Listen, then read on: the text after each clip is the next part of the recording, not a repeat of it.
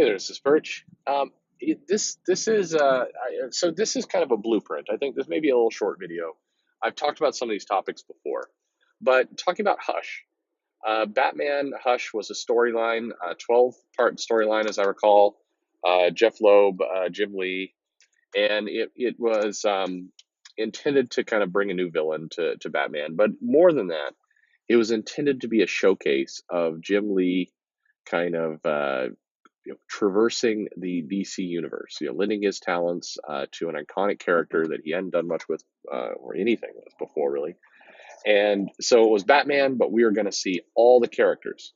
We were going to see, all the villains. We're going to go through the Riddler and Joker and Harley Quinn and Superman and Wonder Woman, and I mean, we're just going to get to see it a little bit all. And this storyline played out. It gave us Tommy Hush at the end of it, which I mean, a villain came out, hasn't been particularly used well, really on any level, but that's okay. That's not the problem. But the interesting part of Hush and why this isn't a review of Hush, but more a question of why don't more comics take the Hush format? Have people not learned the lesson about what Hush did? And I think, well, the answer is no, they haven't. For many, people saw the reason Hush was successful is Jim Lee. And make no mistake about it, Jim Lee played a huge role in why it was successful. It was, I mean, obviously, superstar, big name artist, big name character Batman. That's not going to go wrong. You do that today.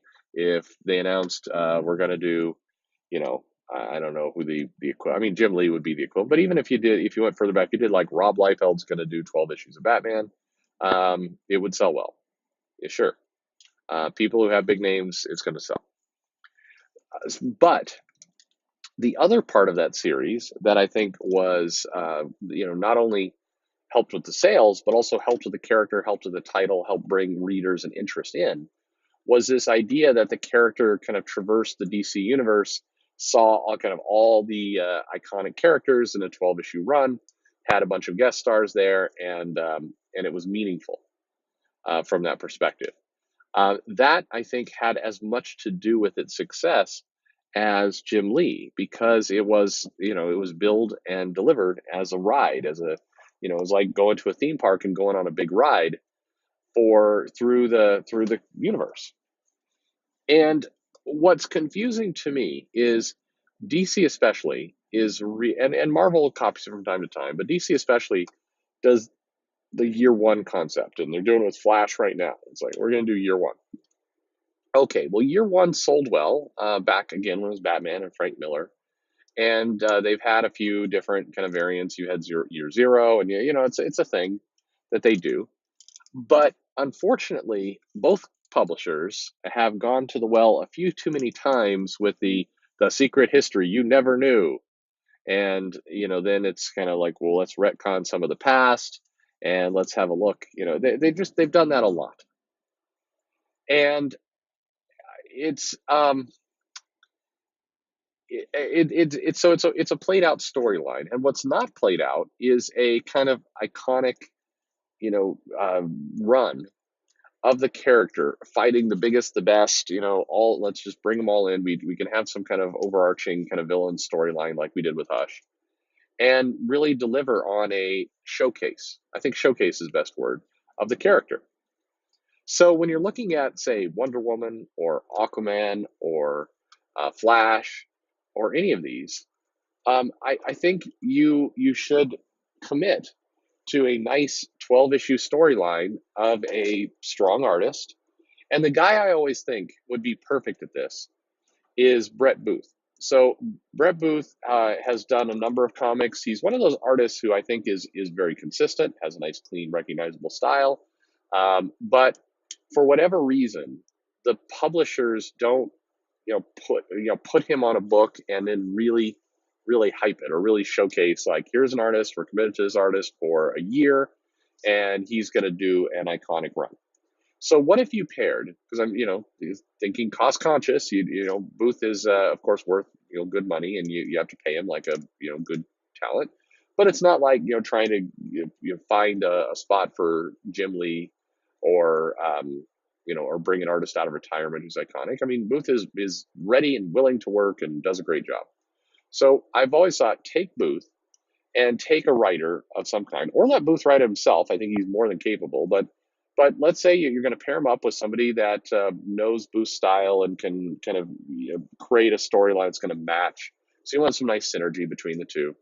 Um, I I don't know. I'm not going to throw a name out there, but put that team together and then hype it. Say, all right, here it is. 12 issues. Booth is going to be on this title for 12 issues, not 13, not 10, 12.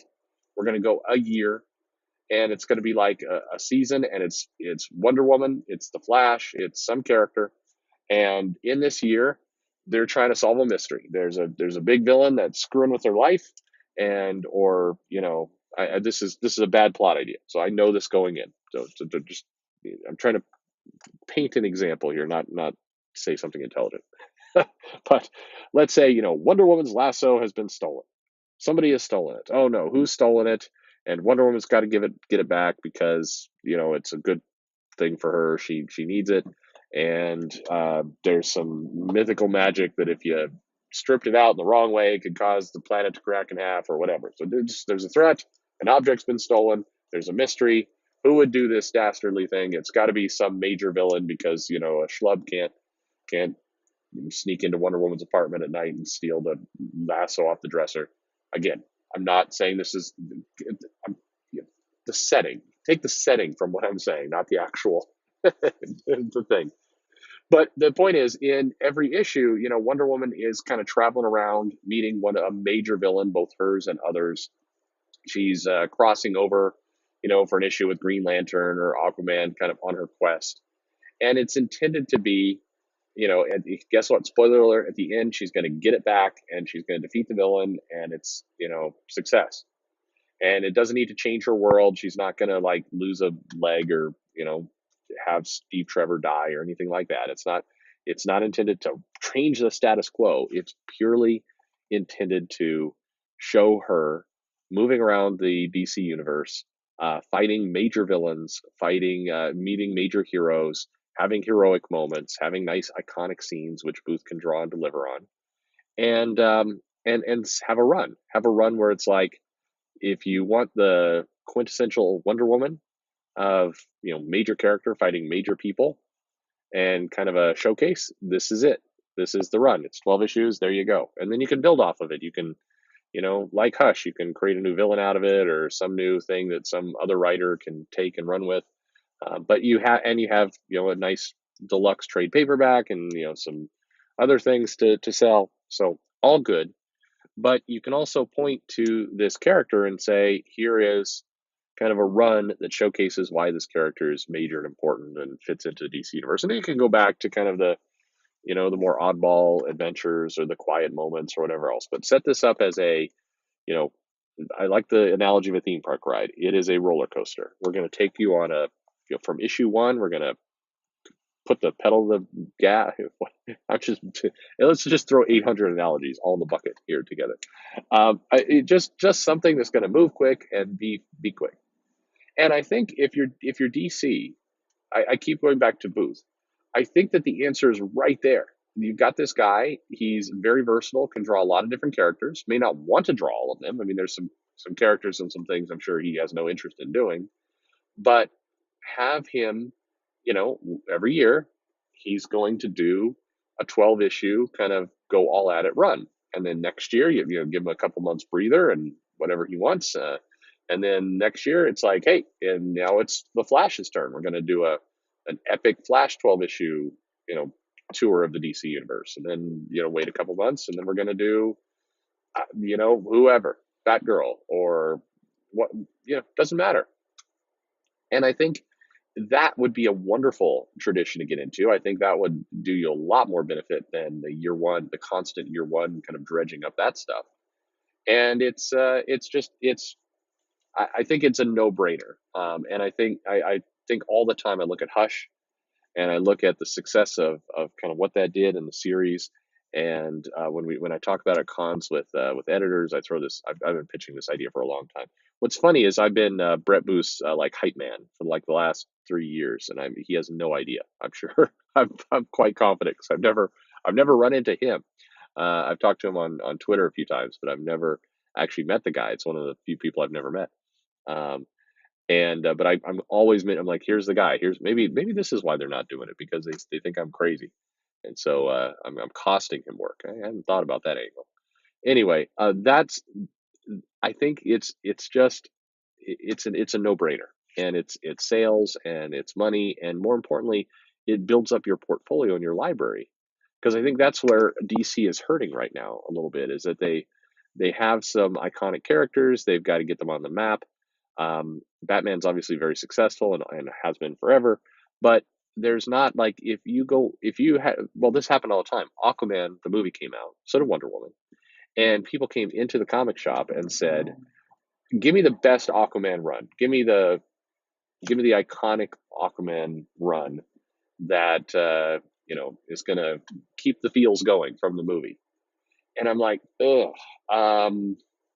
Well, I obviously this is all going on inside my head. To the customer, I'm like smiling, absolutely. Let me take you right over here. But in my head, I'm like, crap. I don't know. What am I supposed to show here? And here's a Peter David thing over here.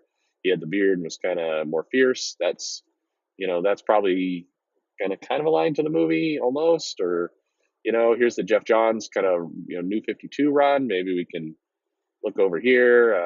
It's hard. There's not that major run. And with Wonder Woman, there's a little bit more to choose from, but not much. I mean, there's some George Perez stuff over here. It's kind of old, and the New 52 Wonder Woman run, which a lot of people had issues with, probably the best one. To be honest with you, that's probably the one that, for the movie audience who's not really into comics or hasn't done a lot of comics, there's it probably aligns best to their interest. But even then, what they want to see is Hush. They want to see Wonder Woman or Aquaman, battling kind of the Joker, battling major villains, things they recognize. Probably not the Joker, but you know what I mean. Just major things, and that's what they're looking for. And it's a product that the comic companies don't really have, and yet they have the roster, they have the talent, the creativity. People hire Brett Booth, right there on the shelf, ready, and yet nothing. So very peculiar. I don't know. I think, go make money, please. What do you think? Let me know in the comments. Am I obsessed with Brett Booth? That's fair. Fair. There are other creators certainly who could do this job. I just think as a reader coming in, like this guy, like the person who saw the movie and came in and said, "Show me something iconic." Booth's style is very easy to get into. You can pick it up, and it flows nicely. It's a good non-comic to comic reader transition. Perfect. But let me know, what do you think in the comments? Don't you think this is like just money sitting on the shelf waiting for somebody to get it? Am I the only one? Let me know. Hey, follow, like, subscribe, all that stuff. Would love to have you. Thanks for listening. And yeah, thanks for listening.